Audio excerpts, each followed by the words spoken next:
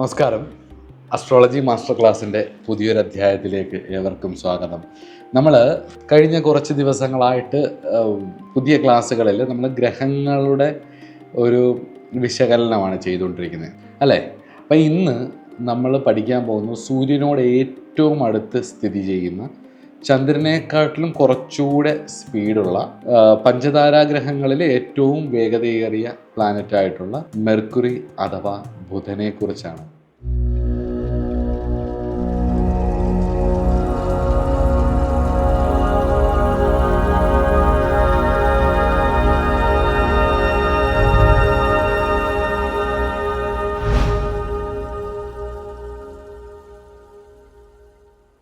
ശിഷ്ടവാക്ക് സതതഹാസ്യരുചിർജ്ഞൻ പിത്തമാരുത കപ പ്രകൃതിശ്ച. ഇതാണ് വരാഹമിഹിര ഹോരയിലെ ബുധനെക്കുറിച്ച് പറയുന്ന 2ാം അധ്യായത്തിലെ ശ്ലോകം. ശിഷ്ടവാക്ക്, നല്ല വൃത്തിയായിട്ട് സംസാരിക്കും, കമ്മ്യൂണിക്കേറ്റർ. സതതഹാസ്യരുചിർ, എപ്പോഴും ഹാസ്യം കലർന്ന, കുറച്ച് എൻ്റർടൈൻമെൻ്റ് ആയിട്ടുള്ള, മറ്റുള്ളവർ സന്തോഷിപ്പിക്കുന്ന രീതിയിൽ ഇടപെടും. ബിഹേവിയർ സൂപ്പറായിരിക്കും. അതേപോലെ പിത്തവാത കപ, 3ൻ്റെയും കൂടെ ഒരു കോമ്പിനേഷൻ ആയിരിക്കും. പൊതുവിൽ ബുധൻ എന്ന് പറയുന്നത് എഴുത്ത്, 3ാം ഭാവവുമായിട്ട് ബന്ധപ്പെട്ട വിഷയങ്ങളിൽ കമ്മ്യൂണിക്കേഷൻ, അതുപോലെ എഴുത്ത്, വായനാശീലം, വാക്കും കളിയും. കുട്ടിത്തമാണ് ബുധൻ, കുഞ്ഞാണ്. വാക്കും കളിയും കൗശലങ്ങളും. എ കൺസുമേറ്റ് ലയർ ആൻഡ് മാനിപ്പുലേറ്റർ, നല്ല ഭംഗിയായിട്ട് കൗശലം കാണിക്കാനും മാനിപ്പുലേറ്റ് ചെയ്യാനും അറിയാം. എക്സ്ട്രാ ഓർഡിനറി ആയിരിക്കും, ഒരാൾക്കും പിടിതരാത്ത രീതിയിൽ അത് ചെയ്യാനറിയാം. അതുപോലെ തന്നെ കമ്മ്യൂണിക്കേഷൻ തരുന്ന പക്ഷികൾ. പണ്ട് കാലങ്ങളിൽ പക്ഷികളിലൂടെയാണ് കമ്മ്യൂണിക്കേറ്റ് ചെയ്തിരുന്നത്. ചില പക്ഷികളുടെ ചില ശബ്ദങ്ങളും ചില പക്ഷികളുടെ വരവും ദേശാടന കിളികളെയൊക്കെ കണ്ടിട്ടുണ്ട് പണ്ട്. കാലാവസ്ഥയും പല കാര്യങ്ങളും നിരീക്ഷിച്ചിരുന്നു. അതുകൊണ്ടായിരിക്കും പണ്ട് പക്ഷികളെയും ബുധൻ്റെ കാരകത്വത്തിലാണ് പെടുത്തുന്നത്. നവരസങ്ങളിൽ ഹാസ്യം ബുധൻ്റെ കാരകത്വത്തിലാണ്. അതുപോലെ തന്നെ അറിവുകൾ ബുധൻ്റെ കാരകത്വത്തിലാണ്. അതായത് സെക്കൻഡ് ഓർഡർ നോളജുകൾ, പരീക്ഷ എഴുതി പാസ്സാവുന്നത്, റിസർച്ചുകൾ ഒഴികെയുള്ള ബാക്കി നമ്മൾ മറ്റുള്ളവരുടെ അറിവുകൾ നമ്മളെടുത്ത് നമ്മൾ പഠിച്ച് പുനർഛർദ്ദിച്ച് മാർക്ക് മേടിക്കുന്ന എല്ലാ പരിപാടികളും. നമ്മൾ സർട്ടിഫിക്കേഷൻ എടുത്തിട്ട് നമ്മൾ ജോലിക്ക് പോകുന്നത്, നമ്മൾ ജോലിയിൽ സ്കില്ല് തെളിയിക്കുന്നതിനോടൊപ്പം നമുക്ക് സ്കില്ലിനേക്കാളുപരി സർട്ടിഫിക്കേഷൻസ് വേണ്ട അവസ്ഥ. ഇതെല്ലാം, അതായത് മറ്റുള്ളവരുടെ മുന്നിൽ കാണിക്കുന്ന രീതിയിലുള്ള എല്ലാ കാര്യങ്ങളും ബുധനാണ് റെപ്രസെൻ്റ് ചെയ്യുന്നത്. ശരിക്കും ബുധനെയും ജൂപ്പിറ്ററിനെയും കൂടെ ഒന്ന് മനസ്സിലാക്കില്ല. ബുധൻ ബുദ്ധിമാനാണ്, അതുപോലെ തന്നെ ജൂപ്പിറ്ററും, അതായത് വ്യാഴവും ബുദ്ധിമാനാണ്. പക്ഷേ ബുധൻ എന്ന് പറയുന്നത് റീൽസ് ആണെങ്കിൽ വ്യാഴം എന്ന് പറയുന്നത് റിയലാണ്.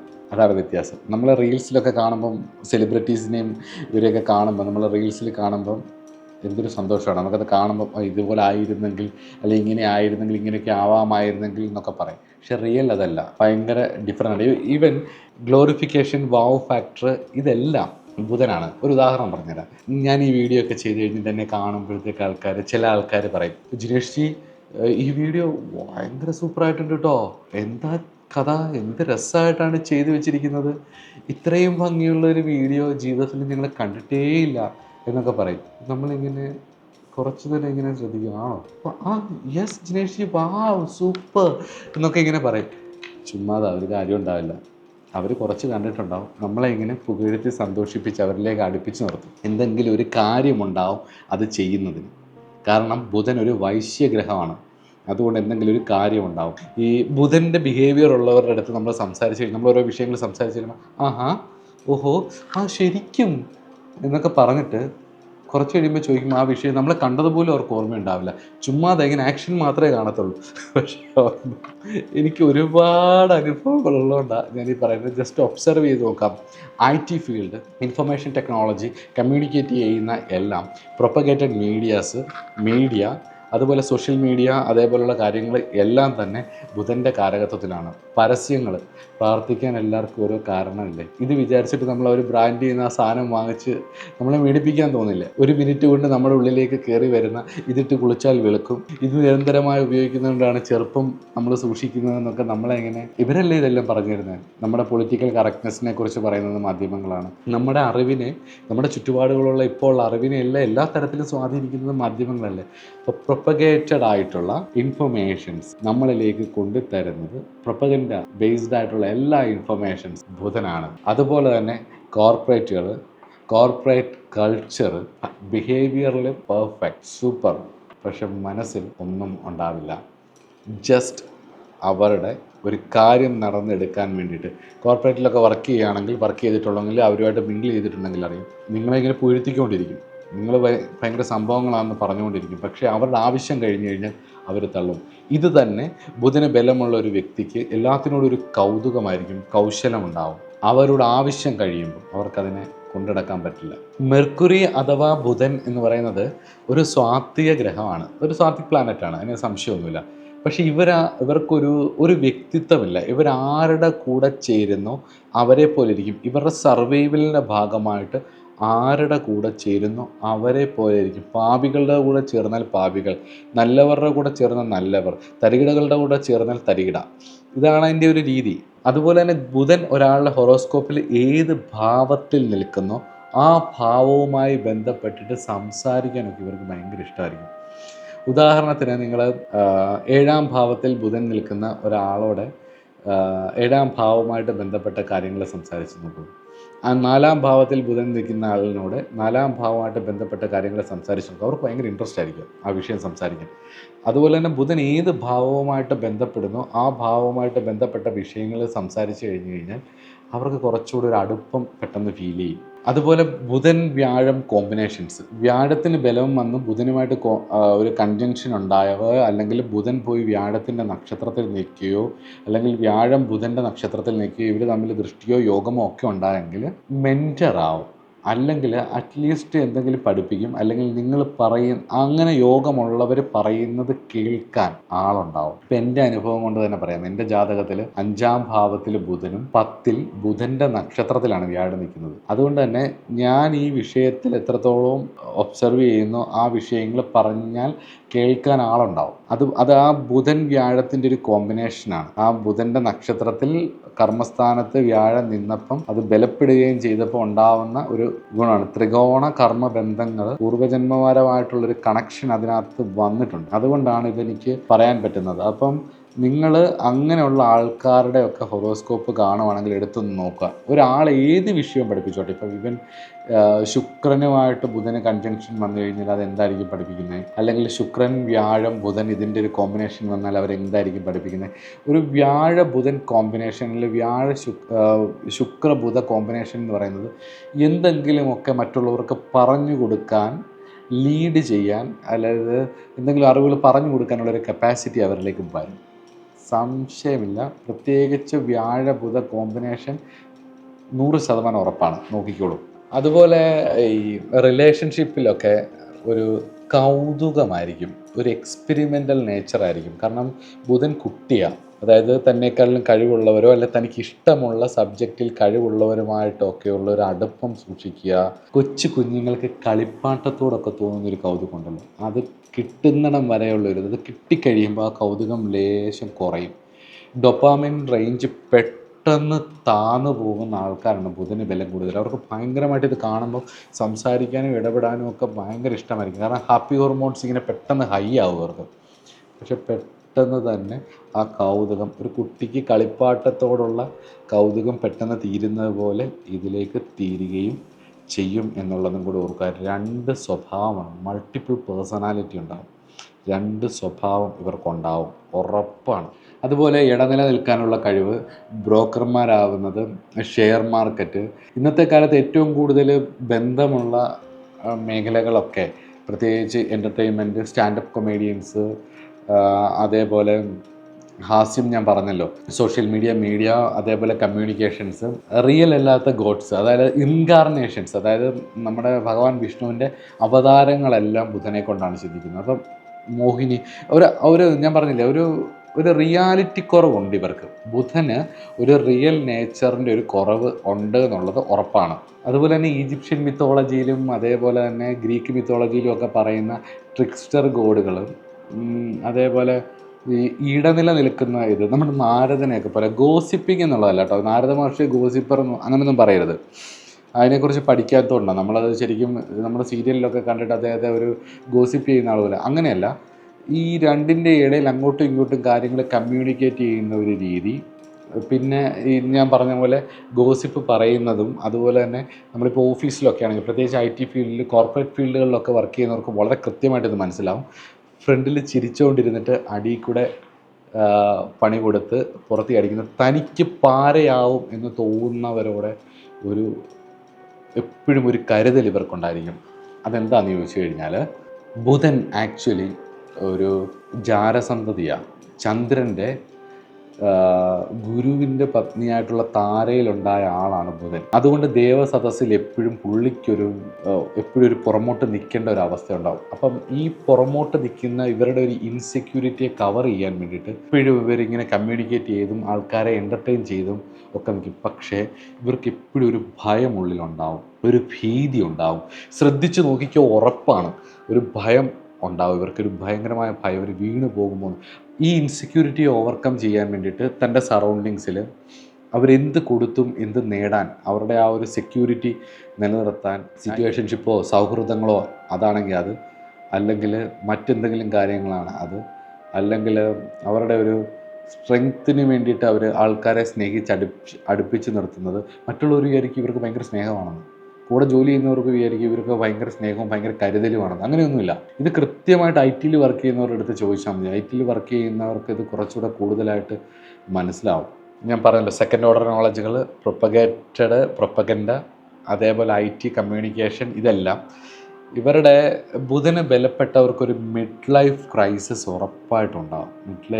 ഉറപ്പായിട്ടുണ്ടാവും. ഒരിക്കലും അവോയ്ഡ് ചെയ്യാൻ പറ്റാത്ത ക്രൈസിസുകൾ, നൈറ്റ്മെയറുകൾ, ഡിവോഴ്സ്, റിലേഷൻഷിപ്പ് ബ്രേക്കപ്പ്സ്, ഡെത്ത്, ഇൽനെസ്, എന്തെങ്കിലുമൊക്കെ വന്നിട്ട് ഇവരുടെ ഒരു മിഡ് ലൈഫിൽ ഇവരൊരു അസാമാന്യമായിട്ടുള്ളൊരു ക്രൈസിസിലൂടെ ഇവർ കടന്നു പോകും. കാരണം ഇവരോരോ കാര്യങ്ങളും ചെയ്ത് കയറി വന്ന് ഒരു പോയിന്റിലെത്തുമ്പം ഇവരുടെ മാനിപ്പുലേഷൻസ് എല്ലാം ഫെയിൽഡാവും.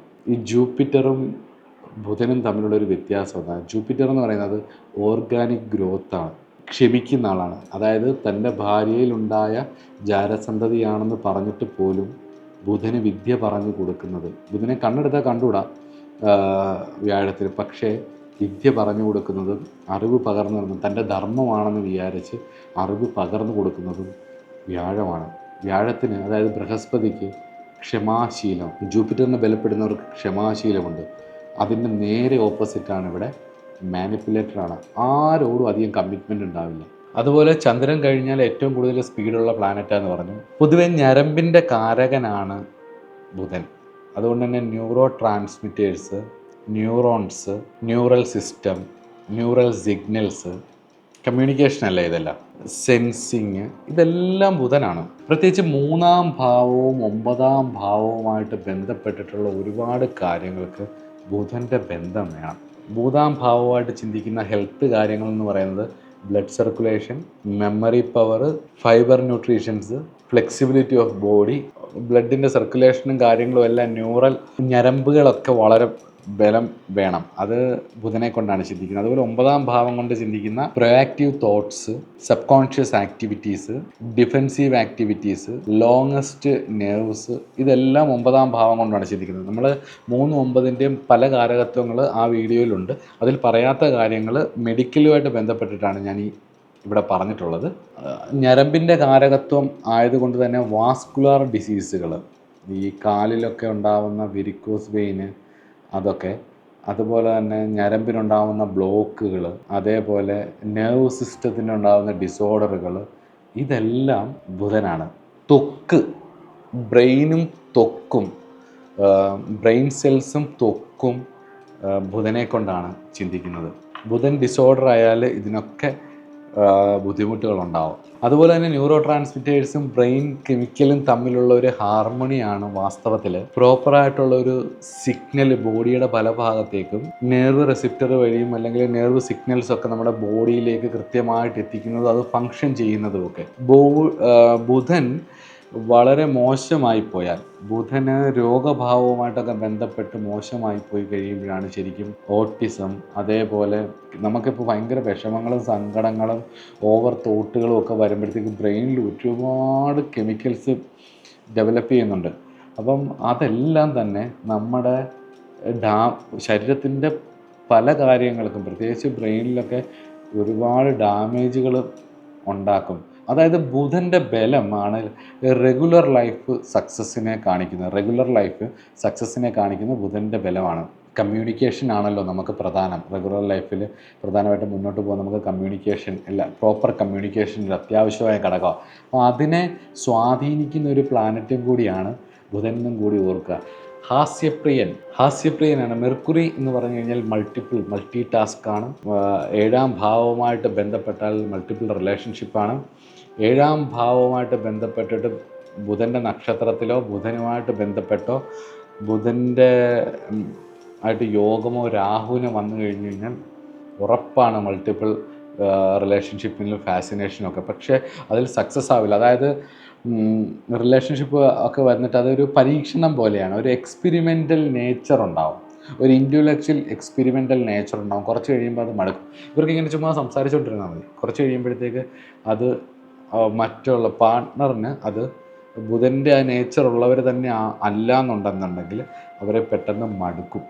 ബുധൻ്റെ നേച്ചറുള്ളവരുടെ അടുത്ത് എന്ത് കാര്യവും കൊണ്ടുപോകണമെന്നുണ്ടെങ്കിൽ അവരുടെ വീക്ക്നെസ് എന്ന് പറയുന്നത് ഭയമാണ്. ആ ഭയത്തെ ഉപയോഗിച്ചാൽ മാത്രമേ ഇവരെ കൺട്രോൾ ചെയ്ത് കൊണ്ടുപോകാൻ പറ്റത്തുള്ളൂ. നഷ്ടപ്പെട്ടു പോകുമോ എന്നുള്ള ഭയമാണ് ഇവരെ റിലേഷൻഷിപ്പിനെ മുന്നോട്ട് നയിക്കുന്നത്. ഇവരുടെ കയ്യിലായി ഇവരുടെ ഓപ്പോസിറ്റ് നിൽക്കുന്ന പാർട്ട്ണർ ശരിക്കും ഒബ്സസ്ഡായി നിറഞ്ഞു കഴിഞ്ഞു കഴിഞ്ഞാൽ ഇവർക്ക് പിന്നെ അതിനോടൊരു കിട്ടിയ കളിപ്പാട്ടം കളയുന്നത് പോലെ അല്ലെങ്കിൽ സൂക്ഷിച്ചു വെക്കുന്ന പോലെയുള്ള ഇവർ വേറെ വഴിക്ക് പോകും. അത് ഓർത്ത് വെച്ചേക്കുക. ഇതെല്ലാ മേഖലയും ബുധനുമായിട്ട് ബന്ധപ്പെട്ട എല്ലാ മേഖലയും, അവർ ജോലി ചെയ്യുന്നെങ്കിൽ ബുധനുമായിട്ട് ബന്ധപ്പെട്ടാണെങ്കിൽ അവരുടെ ജോലിയിലുണ്ടാവുന്ന പ്രശ്നം, അവരുടെ നിലനിൽപ്പിന് ബാധിക്കുന്ന വിഷയങ്ങൾ മാത്രമാണ് അവരുടെ വീക്ക്നെസ്. അതിനെ ഉപയോഗിക്കാൻ പറ്റിയാൽ മാത്രമേ ബുധന് ബലമുള്ളവരെ കൈകാര്യം ചെയ്യാൻ പറ്റത്തുള്ളൂ. കൗശലം, ചിരിച്ചുകൊണ്ടുള്ള ഇടപെടൽ, ഹാസ്യം, ഇതൊക്കെയാണ് ബുധൻ. പൊതുവെ കമ്മ്യൂണിക്കേഷനാണ്. Telegram, internet, FB, postal media, എല്ലാം, ബുക്സ്, സെക്കൻഡ് ഓർഡർ നോളജുകൾ. ഈ സെക്കൻഡ് ഓർഡർ നോളജ് എന്ന് ഞാൻ പറയുന്നത് അറിയാം. ഇപ്പം ആൽബർട്ട് ഐൻസ്റ്റീൻ്റെ തിയറി നമ്മളെടുത്ത് പഠിച്ച് ആ തിയറി എന്താണെന്ന് പോലും അറിയാതെ അത് കാണാപ്പാടം പഠിച്ച് ഛർദ്ദിച്ച് മാർഗം മേടിച്ച് ആ മാർഗം കൊണ്ട് നമ്മളൊരു സ്ഥലത്ത് പോയി ജോലി മേടിക്കും അല്ലേ? അത് സെക്കൻഡ് ഓർഡർ നോളജാണ്. കാരണം ഒരാളുടെ വിസ്ഡം നമ്മൾ കാണാപ്പാടം പഠിച്ച് മാർഗം മേടിച്ച് നമ്മൾ സഭയിലൊക്കെ നന്നായിട്ട് സംസാരിക്കും ഇതിനെയൊക്കെ പറ്റി. പക്ഷേ ആൽബർട്ട് ഐൻസ്റ്റീൻ്റെ ആ തിയറി അയാൾ ഇംപ്ലിമെൻ്റ് ചെയ്ത് അത് വ്യാഴവും നമ്മളത് കാണാപ്പാടം പഠിച്ച് പുനഃശ്രദ്ധിച്ച് മാർഗം മേടിച്ച് നമ്മൾ എഡ്യൂക്കേറ്റഡ് ആവുന്നത് ബുധനുമാണ്. ബുധൻ സെക്കൻഡ് ഓർഡർ നോളജാണ്. ലോകത്തെ മുന്നോട്ട് നയിക്കുന്ന 90% ആൾക്കാരും 10% ആൾക്കാരുടെ കഴിവിൻ്റെ പുറത്ത് ജീവിക്കുന്നവരാണ്. 10% ആൾക്കാരാണ് ലോകം എന്നും നിയന്ത്രിക്കുന്നത്. നല്ല രീതിയിലും മോശം രീതിയിലും അവരുടെ കഴിവിലാണ് ബാക്കി 90% ആൾക്കാരും മൂവ് ചെയ്യുന്നത്. അതുകൊണ്ട് തന്നെ കൂടുതലും ബുധൻ്റെ കാരകത്വത്തിലുള്ള കാര്യങ്ങളായിരിക്കും ഭൂമിയിലുള്ളത്.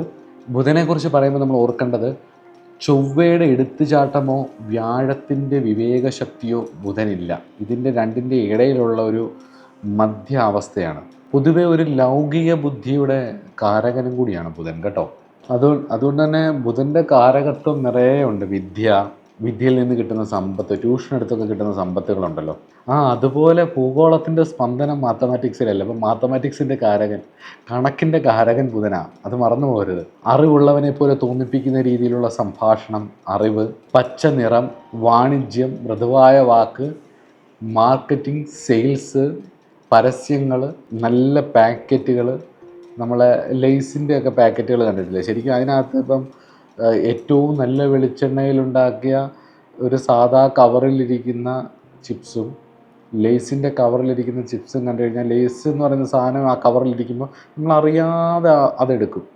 സൂപ്പർ മാർക്കറ്റുകളിൽ ഒരുക്കി വെച്ചിരിക്കുന്ന ആ ഭംഗിയുള്ള ആൾക്കാരുടെ കണ്ണിനെ ഇങ്ങനെ പെട്ടെന്ന് കമ്മ്യൂണിക്കേറ്റ് ചെയ്ത് ഇന്ന സാധനമാണ് ആൾക്കാരിലേക്ക് കമ്മ്യൂണിക്കേറ്റ് ചെയ്യുന്ന കാര്യങ്ങൾ.